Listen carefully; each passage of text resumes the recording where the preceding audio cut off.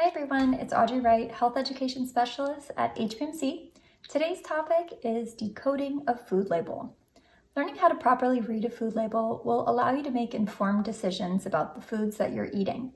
So I'm going to go through a nutrition facts label from the top to the bottom, and then I will show you a real-life example and how you can apply it. The first thing you want to look at when you're looking at a food label is the servings. Located at the top of the label, you will see the serving size. In this particular case, it's 2/3 cup for one serving, and there are 8 servings in the container. Next, you'll move down to the calories. You want to see how many calories are contained in one serving. If you were to eat this entire package, you would need to multiply the 230 calories by the 8 servings in the package. Next, you want to look at your nutrients.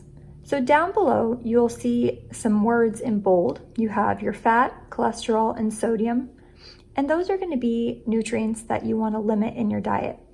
These 3 can cause heart disease, some other factors, raise your blood pressure, increase your cholesterol, so you want to keep an eye on how many of these you're taking in. You can see here highlighted on the right-hand side is the percent of your daily value. You can use that as a good guide for gauging whether a product is considered high or low in a particular nutrient. So when we're talking about fat, cholesterol, and sodium, if you see that the daily value is 20% or more, it would be considered high in those particular items that you want to limit. If it's 5% or less, it would be considered low in those nutrients. So another thing to take into account with those percentages is that those are based off a 2,000 calorie diet. So if you have a calorie budget that is less than 2,000 calories, those numbers will be even higher for you. Some other things that I like to encourage people to take a look at when they are choosing food products is taking a peek at dietary fiber. Dietary fiber helps keep you full, it helps with digestion, and it's contained in a lot of whole products. So when you're choosing breads, cereals, grains, those starchy components of your diet, take a look and see what the dietary fiber content is. Another area to take a look at is total sugars. So depending on the type of food, you can take a look at the total sugars contained in the product. And a new thing that they've included with food labels is added sugar. So that would be sugar that's not naturally found in food. Then on the bottom, you have micronutrients. So this is just good information if you're trying to keep track of particular nutrients and kind of see what the quality of the food is. So that's just a little bit about how to read a food label. And now I want to give you a real life example. Now that we know the basics, let's look at a real example. So I've pulled out some Ritz crackers. And one of the things I like about this particular label is that they've identified the recommended serving size, and then they've actually calculated the calories and the nutrients for the entire little package. This particular one is the little stacks, so it's very easy to eat the whole roll, even though the intention is to only have 5 crackers.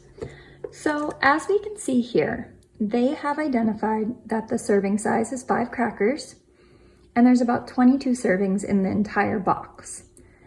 One stack, on the other hand, has slightly more than 2 servings of crackers. So if you were to take the recommended serving size and you only have 5 crackers, it's only going to cost you 70 calories. But if you were to eat the entire roll, that would take 190 calories from your day. So that's a really good example of where looking at the serving size and what the actual package would cost you and then making your choice is does it fit in your day or not. Another area I want to point out for this particular product is the fiber. So since this is a crackery item, you might think that there might be fiber in it.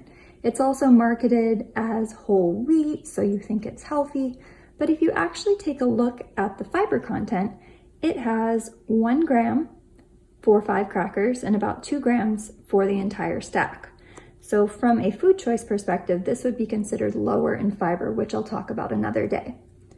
So this is just a real life example. We'll talk about this part, the ingredients list, another day, but that's another area that you can get a lot of great information about the food you're eating.